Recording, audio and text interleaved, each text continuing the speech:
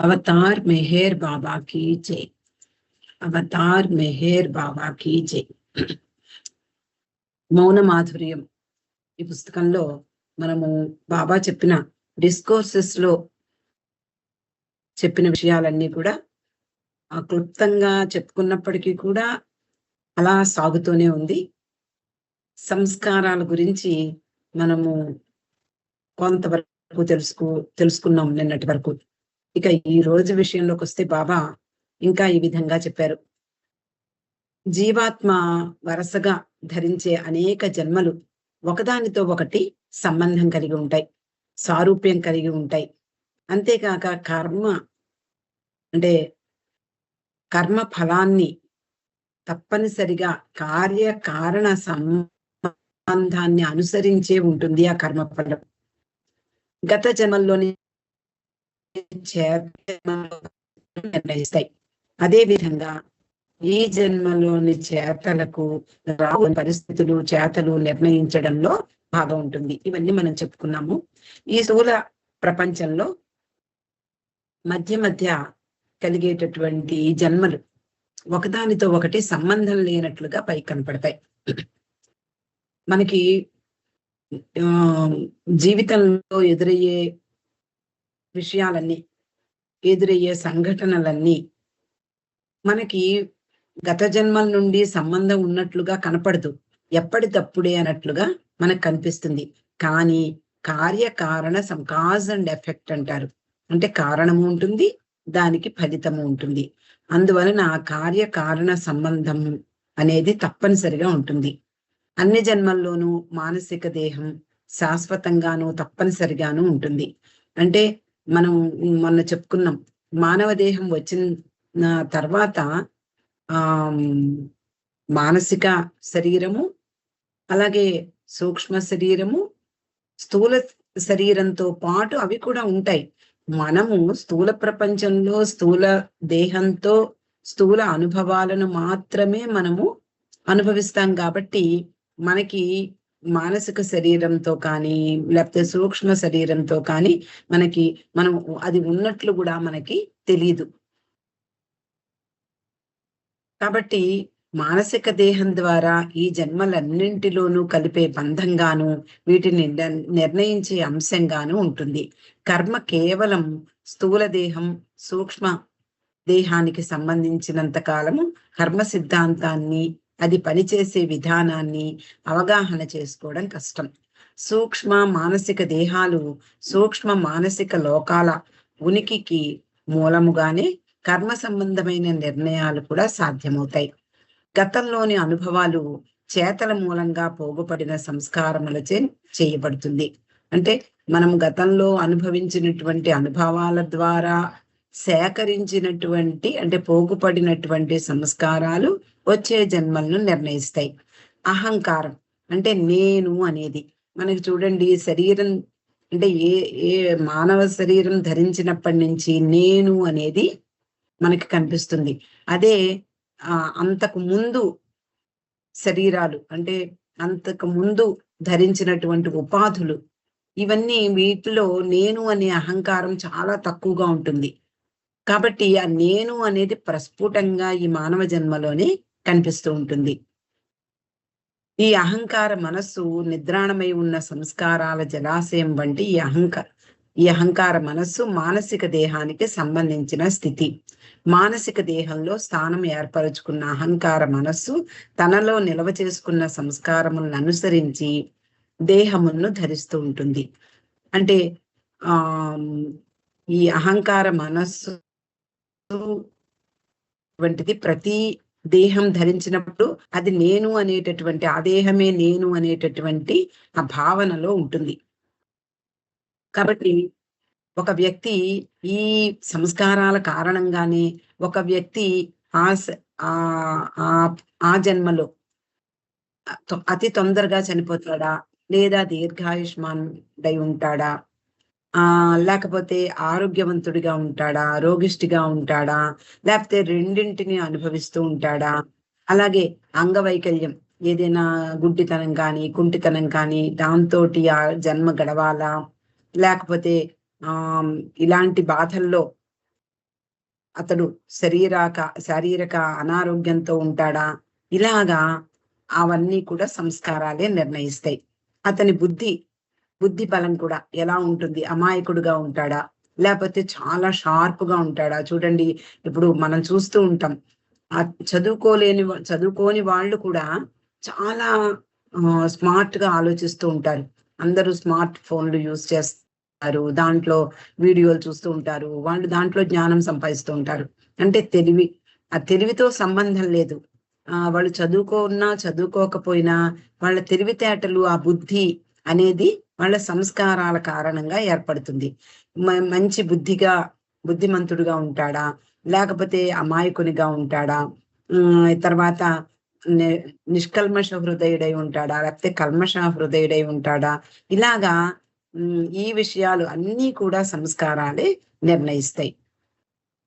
అతడు సాధించే విజయాలు, అడ్డంకులు, ఎదురయ్యే మిత్రులు, బంధువులు, ఇవన్నీ కూడా ఈ సంస్కారాల కారణంగానే, అంటే కార్యకారణ సంబంధం కారణంగానే ఇది మన జన్మలు.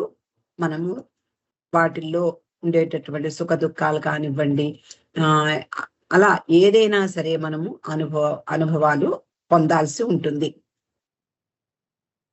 ఇవన్నీ కూడా గత జన్మల కర్మలే నిర్ణయిస్తాయి. ఈ కర్మకు సంబంధించిన ఈ సామాన్య విధి అనేది పిలువబడుతుంది. విధి వ్రాత అంటాం. అలాగా ఈ విధి వ్రాతను నిర్ణయించేది కూడా ఈ కర్మలే. కర్మకు సంబంధించిన ఈ సామాన్య విధి అనేది ఎప్పుడూ కూడా ఉంటూనే ఉంటుంది. గత జన్మల నుండి అది వెన్నాడుతూ ఉంటుంది. గత కర్మల చేత తీర్చిదిద్దబడుతూ ఉంటుంది. కానీ ఈ జన్మలో ఈ విధి వ్రాత అనే దాన్ని మనము మార్చుకోవచ్చు కూడా. బాబా చెప్పిన దాని ప్రకారము నా నామస్మరణ కర్మఫలాల్ని తగ్గిస్తుంది అంటారు బాబా. నామస్మరణ అంటే ఈ యుగ అవతార పురుషుడైన మెహర్ బాబా పొంగు మనం పట్టుకున్నాము, అందులో ఆయనను అనుసరిస్తూ ఉన్నాము, ఆయన గురించి తెలుసుకుంటూ ఉన్నాము, ఆయన నామస్మరణ ఎంత వీలైతే అంతా చేసుకుంటూనే ఉన్నాము. కాబట్టి ఈ విధి వ్రాత, అందుకనే బాబా జాతకాలు చూపించుకోవద్దు అంటారు. మనం దీనాతలాతి అలాంటి ఆ కథలన్నీ మనం చదువుకున్నాం. అందులో చెయ్యి చూపించుకుంటే బాబా చాలా కోపం వచ్చేది. తన శిష్యులు, తనను అనుసరించేటటువంటి ప్రేమికులు, వీళ్ళందరూ కూడా చాలా జాగ్రత్తగా వ్యవహరించేవారు. పొరపాటుగా చెయ్యి చూపించుకోవడం అలవాటు ఉన్న వాళ్ళు, అంటే ఆ రోజుల్లో అన్ని కులాల్లోనూ ఈ అలవాటు ఉంటుంది. కాబట్టి చేయి చూపించుకుని వాళ్ళ భవిష్యత్తు ఏంటి, ఎలా ఉంటుంది అని అంటే తెలుసుకోవడంలో ఆసక్తి ఉంటుంది ప్రతి ఒక్కరికి. కానీ బాబా ప్రేమికులు మాత్రం బాబా చాలా అంటే ఖచ్చితంగా చెప్పేవారు, మీరు ఎవ్వరికి చెయ్యి చాపి మీ చేతులు రేఖలు చూపించుకోకండి. ఎందుకు అంటే మీవన్నీ కూడా నా టీ కప్పులో కలిపేసి తాగేస్తాను అంటారు. అందువలన బాబా అంటే దైవీ మానవుని యొక్క ప్రాపులోకి మనం వచ్చాం, ఆయన సర్కిల్లో ఉన్నాం మనం. కాబట్టి మన కర్మ ఫలాలు ఈ జన్మలో ఆయన్ని తెలుసుకుని ఆయన్ను ఆరాధిస్తున్నటువంటి ఫలాలను భరించుకోవాలి, విధి వ్రాతను మార్చుకోవాలన్న బాబా చెప్పినట్లుగా నడుచుకోవడము, ఆయన ఇచ్చినటువంటి ప్రవచనాలని అర్థం చేసుకుంటూ మన యొక్క లైఫ్ స్టైల్ ని తీర్చిదిద్దుకోవడంలో మన ప్రమేయం ఉంటుంది. కాబట్టి ఈ కర్మ సిద్ధాంతాన్ని సరిగ్గా అర్థం చేసుకుంటే మనము చాలా జాగ్రత్తగా మసిలి ఈ జన్మలో మనము అంటే బుద్ధి కుశలత, విజ్ఞానంతో కూడినటువంటి పనుల ద్వారా, అంటే ఇది చేస్తే బాబాకి సంతోషం కలుగుతుంది, చెయ్యకపోతే బాబాకు సంతోషం కలుగుతుంది, ఇలా ఉండాలి, బాబా చెప్పినట్లు నిజాయితీగా ఉండాలి, నిష్కల్మషంగా ఉండాలి, ఇలా నలుగురికి ఉపకారం చెయ్యాలి, ఇలాంటి అవగాహన మనకి కలిగి ఉన్నప్పుడు ఈ మనకి సంక్రమించినటువంటి ఆ విచక్షణతో మనల్ని మనము నిర్ణయించుకోవచ్చు, మన విధి వ్రాతను మనం నిర్ణయించుకోవచ్చు అని బాబా చెప్పారు. భౌతిక ప్రపంచంలో పనిచేసే కార్యకారణ సూత్రానికి తులనాత్మక ప్రపంచంలో ప్రతిరూపమే కర్మ సిద్ధాంతం. భౌతిక ప్రపంచంలో ఈ సూత్రమే లేకపోయినట్లయితే అల్లకల్లోలంగా ఉంటుంది. ఒక ఒక పని చేసినందుకు దానికి ఒక కారణం ఉంటుంది. ఆ కారణానికి ప్రతిఫలం ఉంటుంది. ఆ ప్రతిఫలాన్ని మళ్ళీ మనము అనుభవించడానికి మరొక జన్మ తీసుకోవలసి ఉంటుంది. అందువలన ఈ క్రమ పద్ధతిలోనే పెడతాయి. ఏది కూడా ఆహ్, ఊరికే అలవోకగా ఏది వచ్చేదు. అంటే దేనికైనా సరే ఒక కారణం అనేది తప్పనిసరిగా ఉంటుంది. ఈ విషయంలో ఒక చిన్న కథ గుర్తొచ్చిందండి. బాబా చెప్పిన కథ. హ్మ్. ఒక గురువు దగ్గర కొంతమంది శిష్యులుంటారు. ఒక శిష్యుడిని పిలిచి మర్నాడు ఉదయం 5 గంటలకు నువ్వు నేను ఉన్నటువంటి నా గది తలుపు తట్టినట్లయితే నీకు భగవదనుభవాన్ని ప్రసాదిస్తాను. లేకపోతే నీకు ముక్తిని ప్రసాదిస్తాను అని ఆ గురువు చెప్పడం జరుగుతుంది. ఆ శిష్యుడు చాలా సంతోషంతో ఆ రాత్రంతా వేచి ఉంటాడు. రాత్రంతా ఇంకా 5 అవుతోంది. ఇంకా 5 అయిపోతోంది. మా గురువుగారు చెప్పినట్లుగా ఆయన ఆజ్ఞను పరిపాలిస్తూ ఆయన తలుపు కొట్టడమే మిగిలింది. కానీ ఒక్క క్షణంలో అతడు నిద్రలోకి పడిపోతాడు. ఆ సమయంలో ఒక పాలవాడొచ్చి తలుపు కొట్టగానే, ఆ తలుపు తెరిచినటువంటి ఆ గురువు ఎదురుగుండా ఉన్నటువంటి ఆ పాలు పోసేటటువంటి వ్యక్తికి మోక్షాన్ని ప్రసాదిస్తాడు. ఇది ఆషామాషీగా జరగదు. అంటే కాకతాళీయంగా కూడా జరగదు. ప్రతి దానికి కూడా ఒక కార్యము, కారణము, కార్యకారణ సంబంధం ఉండే తీరుతుంది అని బాబా చెప్పారు. కాబట్టి ఏదైనా సరే దానికొక ఆ ఫలం ఉంటుంది. ఏం చేసినా దానికొక ప్రతిఫలం అనేది మనం అనుభవించాలి. అలాగా ఆహ్, జీవన ప్రణాళికలో అంతర్గతంగా ఉన్న విషయంలాగా అది ఆత్మకు లభిస్తుంది. కర్మ నిర్ణయం నిజమైన బాధ్యతకు ఒక నిబంధన లాంటిది. అంటే మానవుడు తాను చేసిన చేతల ప్రకారమే ఫలితం కూడా అనుభవిస్తాడు. అతనికి ఎదురయ్యే ప్రతి అనుభవము కూడా అతడు చేసిన క్రియలతో తప్పనిసరిగా సంబంధం కలిగి ఉంటుంది. అందుకనే ప్రతి దానికి సంస్కారాలు ఏర్పడతాయి అని బాబా చెప్పినప్పుడు ఆయన మండలి వాళ్ళు ఒకళ్ళ మొహాలు ఒకళ్ళు చూడకుండా బాబోయ్! సంస్కారాలు అంటుకుపోతాయి. లేకపోతే ఒకళ్ళతో ఒకళ్ళు మాట్లాడకుండా ఒకరోజు అలా ప్రవర్తించారట. బాబా నవ్వి నా దగ్గర ఉన్నంత సేపు, నా కనుసన్నల్లో ఉన్నంత సేపు మీకు ఆ బాధ లేదు అని వాళ్ళని అనునయించారు. కాబట్టి మీరు మామూలుగా వ్యవహరించండి. కానీ నా ఆజ్ఞకు లోబడి వ్యవహరించండి అని చెప్పేవారు మండలి వారికి. కాబట్టి బాబా అంటున్నారు, వ్యక్తి ఎలాంటి వాడైనా సరే మంచి చేస్తే అతనిపై తిరిగి మంచే అతనికి లభిస్తుంది. ఆనందంతో అనుభవించి ఆ పనికి సరియైన బహుమానం పొందుతాడు. ఇతరులకు అతడు ఏమి చేస్తాడో అది తనకు చేసుకున్నట్లే. ఇతరుల గురించి మనం ఏమనుకుంటామో అది మనల్ని మనం అనుకున్నట్లే అవుతుంది. కానీ ఆ విషయం గ్రహించడానికి మనకి అంత తొందరగా సాధ్యం కాదు. ఈ ద్వంద్వ ప్రపంచంలో అంటే ఈ మాయా ప్రపంచంలో మనము ప్రతి నిమిషము మాయ మనల్ని వశం చేసుకుంటూ ఉంటుంది. కాబట్టి మనము ఎంత విచక్షణతో ఎంత బాబానామం చేద్దామన్నా ప్రతి క్షణము మనల్ని మాయ వెనకాతలే ఉండి భగవంతుడి వైపు తిరగకుండా తన వైపు తిరిగేలా చేసుకుంటుంది. తర్వాత బాబా మాయ గురించి కూడా ఈ ప్రవచనాల్లో చెప్పారు. అంటే విశ్వభ్రాంతి, మాయ అంటే ఏమిటో కూడా చెప్పారు. ఈ ఆసక్తికరమైనటువంటి విషయాలను బాబా ఏం చెప్పారో ఇక్కడ తెలుసుకుందాం. మాయ గురించి ఆయన ఉపదేశాల్లో 4 భాగాలున్నాయి. ఈ ఇది అంటే సత్యం గురించి తెలుసుకోవాలని, దానిని సాధించాలని ప్రతి ఒక్కరికి ఉంటుంది. భగవంతుడిని గురించి తెలుసుకోవాలి. ఈ మాయకు లోబడకూడదు. అజ్ఞానం అంటే మనం అజ్ఞానం నుండి బయటపడాలి. ఇవన్నీ కూడా మనకి తెలుసు. కానీ అసలు మాయ అంటే ఏమిటి? దానికి ఎలా లోబడతారు మానవుడు అనే అనే విషయాన్ని బాబా స్పష్టంగా దీంట్లో చెప్పారు. మాయ గురించి అందరూ వింటూ ఉంటారు, చదువుకుంటూ ఉంటారు. కానీ బహుకొద్ది మంది మాత్రమే నిజంగా అది ఏమిటో తెలుసుకోగలుగుతారు. అది మాయను మాయగా అర్థం చేసుకోవడం అవసరం. అంటే నిజంగా అది ఏమిటో తెలుసుకోవాలి.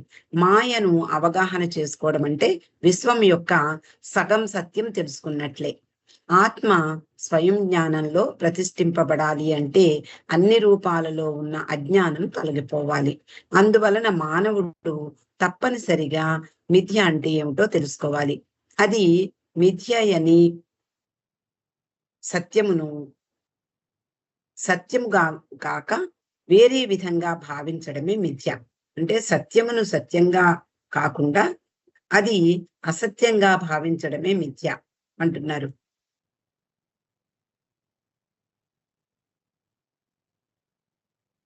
వస్తు సముదాయంతో కూడిన ఈ మిథ్యా ప్రపంచం అసలు ఉనికిలోకి ఎలా వచ్చింది? అసలు మాయ ఎలా వచ్చింది ఈ ప్రపంచంలోకి అంటే, ఎందుకు వచ్చింది అంటే, అజ్ఞానం అనే సూత్రము లేక మాయ వలన అది సృష్టింపబడింది.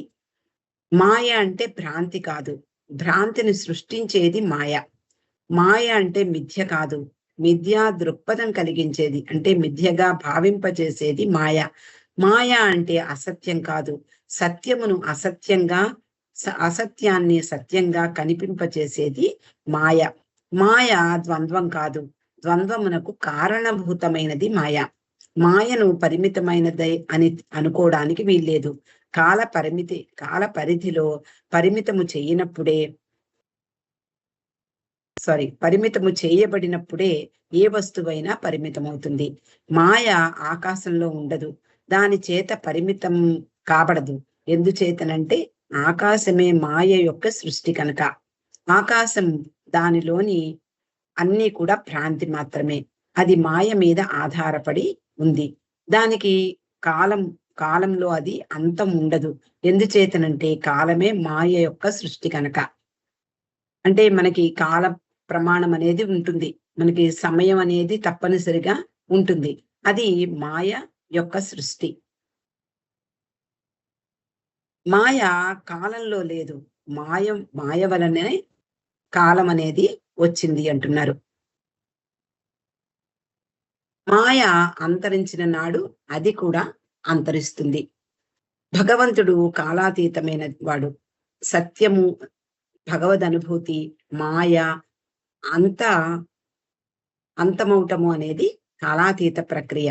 బుద్ధి కుశలత వివరణ కొరకు భగవంతుని సాధారణంగా ఏ విధంగానైనా సత్యము అనంతము అని గుర్తిస్తామో అదే విధంగా మాయ కూడా సత్యము అనంతము కూడా అయినప్పటికీ మాయ భ్రాంతిగా కానీ తుది సత్యంగా కానీ గుర్తించడంలో చాలా కష్టాలున్నాయి.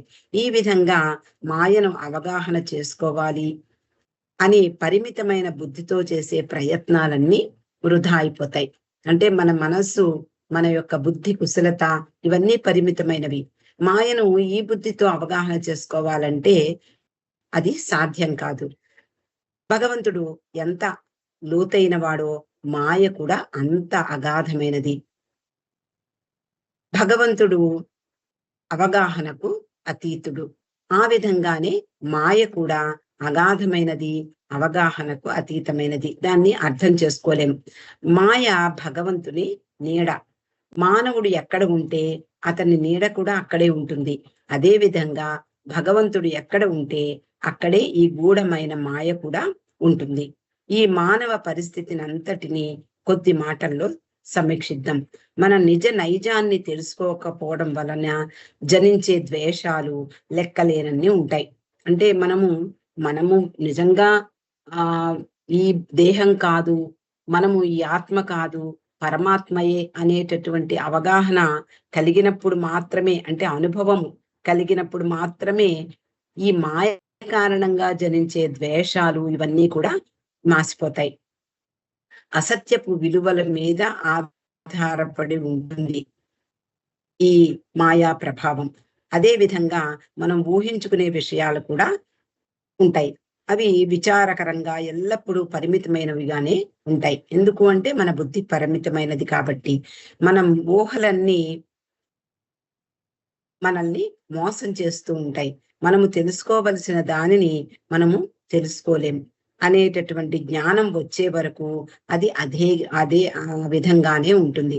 అంటే మనము ఇప్పుడు మనం తెలుసుకున్నాము, బాబా గురించి తెలుసుకున్నాము అన్నామనుకోండి, ఎంత తెలుసు మనకి నిజంగా? ఒక సముద్రంలో ఒక బొట్టు అంతా కూడా మనకి ఆ జ్ఞానం లేదు. ఎందుకు అంటే చదువుకుంటున్నాము, మళ్ళా మనం మర్చిపోతూ ఉంటాము, మళ్ళీ చదువుకుంటూ ఉంటాము. నిజమైనటువంటి విజ్ఞానం, ఆ జ్ఞానం అనేది భగవంతుని కృపా కటాక్షంతో, ఆ ప్రేమ కారణంగా వెల్లివిరియాలి. అందువలన నాకేమీ తెలియదు అనేటటువంటి నిజమైన జ్ఞానం కలిగి ఉన్నప్పుడు ఈ ప్రపంచమంతా కూడా చాలా అద్భుతంగా గోచరిస్తుంది.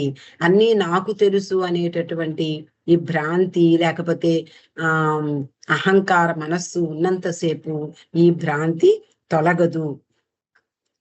ఎప్పుడైతే మనము పూర్తిగా మనకి తెలుసున్నది ఏది నిజం కాదు, మనము తెలుసుకున్నదంతా కూడా శూన్యము అనేటటువంటి అవగాహన కలిగినప్పుడు తప్పనిసరిగా ఈ ప్రపంచమంతా కూడా ఆనందంగా కనిపిస్తుంది అని బాబా చెప్తున్నారు.